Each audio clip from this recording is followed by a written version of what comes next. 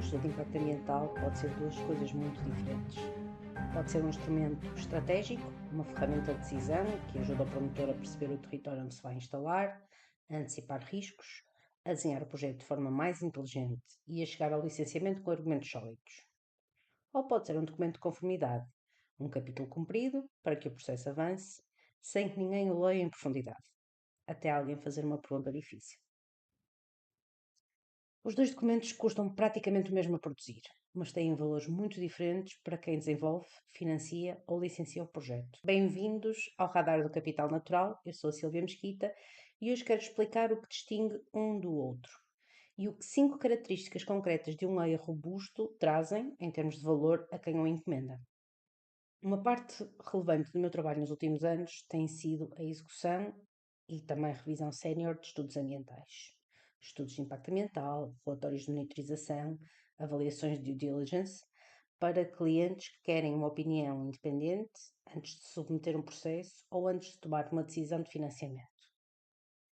O que se aprende com este trabalho ao longo do tempo é reconhecer o que faz com que um estudo aguente o escrutínio. E aguentar o escrutínio não é uma virtude técnica abstrata.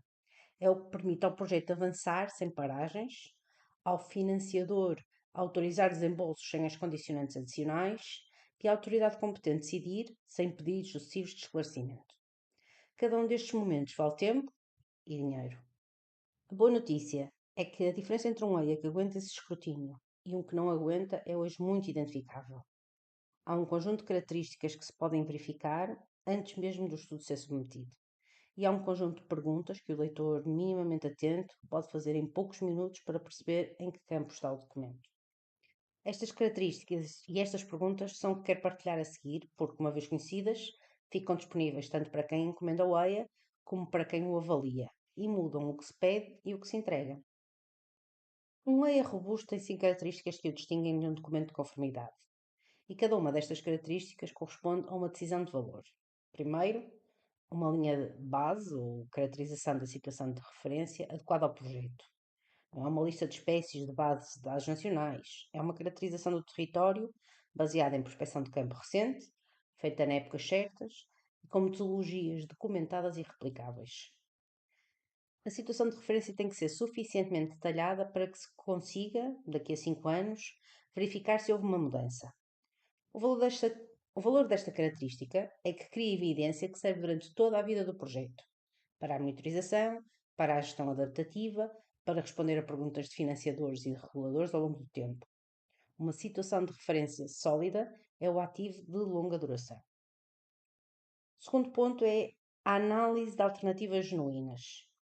Um EIA deve mostrar que se consideram várias opções de localização, de traçado, de design e que se escolheu a melhor, não apenas economicamente, mas também do ponto de vista ambiental. O valor desta característica é a proteção jurídica e técnica. Um projeto que pode demonstrar análises alternativas tem uma posição muito mais defensável quando é desafiado e abre menos espaço a condicionantes adicionais a meio do processo. O terceiro ponto é a classificação de impactos com critérios explícitos. A metodologia foi utilizada para classificar um impacto como baixo, médio ou alto.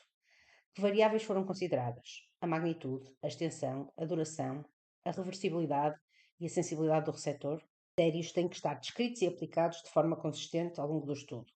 O valor disto é que se torna o estudo legível para terceiros, financiadores, autoridades, revisores independentes, sem a necessidade de mais informação. Um EIA que se explica a si próprio reduz o tempo de processo. Quarto ponto são medidas de mitigação específicas e verificáveis. Não basta dizer minimizar perturbação, mas sim suspender trabalhos de desmatação entre 1 de março e 31 de junho, verificado pelo responsável ambiental de obra, com registro fotográfico semanal. É esta especificidade que transforma uma intenção numa medida que pode ser auditável. E auditável é o que torna o compromisso útil para um financiador internacional ou para um regulador que avalia o desempenho do projeto ao longo do tempo.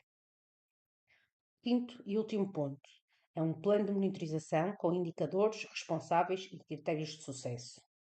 O plano de monitorização é um mecanismo que permite verificar se aquilo que foi previsto no EIA está correto e se as medidas que foram previstas estão a funcionar. É também um mecanismo que constrói o histórico E o histórico, como veremos ao longo desta série, é uma das formas mais subestimadas de valor que um projeto pode acumular ao longo do tempo.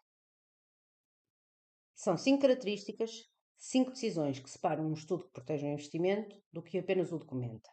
Se tem um EA nas mãos e quer fazer uma avaliação rápida da sua robustez, há um conjunto de perguntas que vão diretamente ao essencial. Quando foi feita a prospecção de campo e em que épocas do ano? O levantamento de flora foi feito em outubro e o das aves em dezembro? Há lacunas que provavelmente não foram colmatadas. Esta pergunta não requer conhecimento técnico, requer apenas uma leitura atenta. A classificação de impactos tem critérios específicos? Pegue num impacto classificado como baixo e verifique se consegue perceber, a partir do texto, porquê. Se a resposta não está no texto, então não existe ainda como argumento defensável.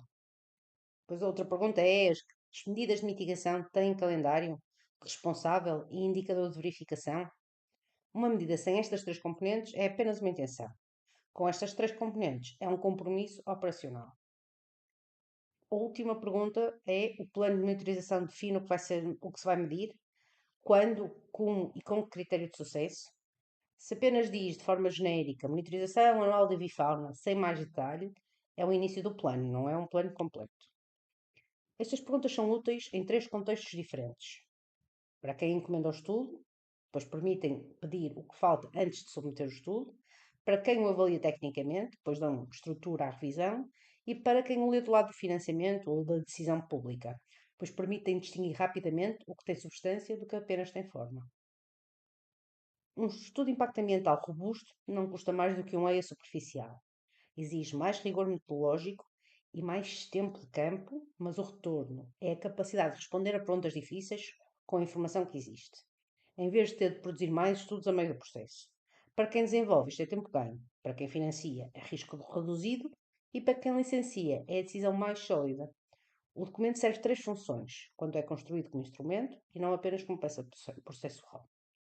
No próximo episódio, entro num dos temas mais práticos da gestão de projetos. O que fazer quando aparecem espécies protegidas? Não é uma catástrofe, é uma variável de decisão. E a diferença entre a detecção precoce e a detecção tardia é onde se joga o valor. Obrigada por ouvir. Até à próxima semana.